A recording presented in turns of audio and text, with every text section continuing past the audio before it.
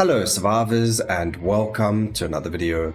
In today's video we are going to be playing the engineer. It is actually a birthday special for Dugbo. We are going to be playing a singular focus build. We're going to be using 2 of one skill and 4 of another. The skills we're going to be using today are going to be the portable nuke. We're going to use 2 of them, and then we're going to run 4 power conductors. Dugbo did mention yesterday it would be a good idea to do a singular focus silly Saturday with power conductor, and because it's his birthday today, happy birthday Dugbo, this is what we are going to be running. So everyone, wish Dugbo a happy birthday down in the comment section if you want. Otherwise just sit back and enjoy the message, the actual video, sorry, not the message. And then we did actually disable the ascension. We don't need the robots going off all the time. We want it to be purely just the skills doing the damage. We do have our skill tree and everything, and our weapon is sitting at a plus 16, which is giving us a lot of damage, cast frequency, and multi-cast chance. So what we're going to do is we're going to skip ahead till when we have all the skills and we're ready,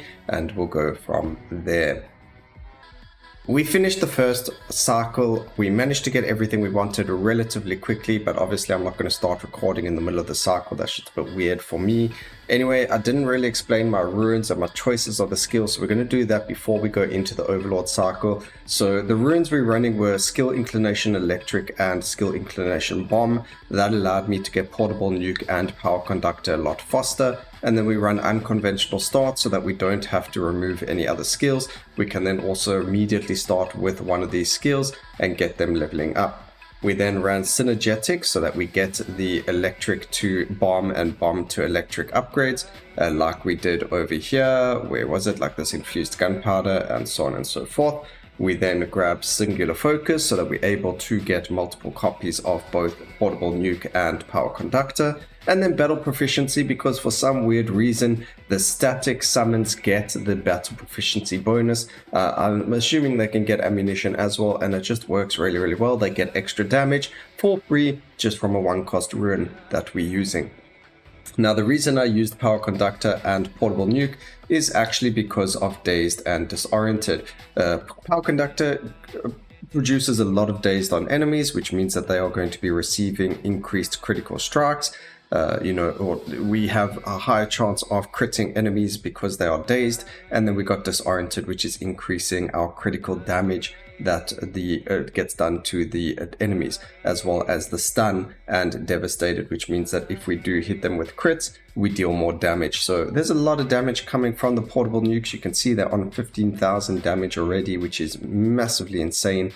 And if we go to our skill breakdown over here, we can see power conductor dealing a whack ton of damage, and we've even got electrified from these power conductors dealing a lot of damage. So anyway, without further ado, let's go through the portal and see what it is like.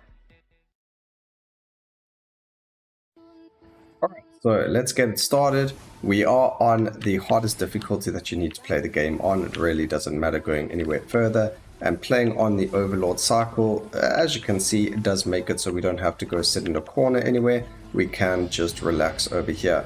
Now in the beginning of the video you did see that I had my ascension turned off.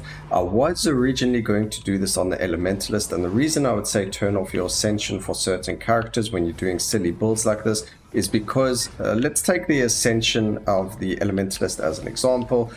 With this ascension of the elementalist, you're going to get a lot of ice orbs, you're going to get a lot of poison, you're going to get a lot of burn, doom, so on and so forth. And because of his ascension, let alone his skill tree, you are going to get a lot of bloat in your passive tree for things like all attacks cause burn, increased burning damage, increased, all those crits on burn, and so on and so forth. So things like that bloat to the passive pool. We don't need any of that stuff for this build, so I decided no, we're not going to use the elementalist. I decided to go against using the engineer's ascension because I don't feel like we actually need it in this case, and I want the damage to be purely from the skills that we're using instead of everything else. And I accidentally didn't banish that area of effect, and that's why you can see that's 1 level higher and that one's 1 level higher, because we actually got +2 to the units over there. So there will be some times where the numbers will look a bit weird. That's because we get +2s, or I accidentally click on something instead of getting rid of it.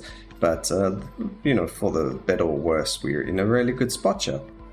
So we banish area of effect, grab merciless, relentless is great, magnetic for more level ups, more cast frequency. I don't think area of effect does much for these. We do have a decent amount of area of effect already, so I don't know. I'm not sure how it affects it. We'll grab it and see, why not test things while we're doing this. It does look like the beams might increase in length, or it just becomes a bit of a bigger beam and therefore hits the enemies more. I'm not 100% sure. If you know a little bit more, you've played more with these skills, you can let me know down in the comment section.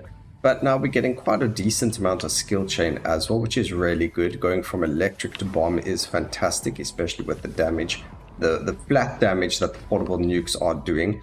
And another thing that's really cool about this build is that we can actually just literally worry about movement and not worry about where the skills are hitting. As you can see, this is a screen-wide destruction, and it's really cool. So, you don't have to worry about movement. I mean, not movement, you don't have to worry about where you're aiming or anything like that with the skill. You really just have to worry about surviving and not getting hit by enemies' attacks. And with something like this, you have to continuously move because you can't really see the floor anyway, which makes it really fun as well. At least, for me, something like this makes things really fun. Alright, we are killing the next set of bosses. That means that there's only one set left. This has gone really quickly and I keep getting level ups, which is fantastic. We even got 2 levels there. Didn't even know, and it's just really chaotic. Who doesn't love this good chaoticness? I do have to do more summon rounds. They are looking so juicy, especially the easy mechanical spiders. I cannot wait to try and pull some stuff off with them because they have the new cunning trait. We did speak about this in my first video of the new update. If you haven't seen it, I will link it down below. But that new cunning trait is just really fantastic, and I think there are going to be some really good things coming from it. So I hope you guys enjoyed the video, and let's just take a look at what happened at the end there with the damage. I hope you had a really good time. And Power Conductor, 587 million damage, 1.3 million DPS over there, really fantastic. Nearly at 1 million DPS over there for the portable nukes. But it is what it is. I hope you all enjoyed the video. Please remember to like, comment, and subscribe for more videos like this in the future. And always remember, keep safe, survivors. Until next time, cheers.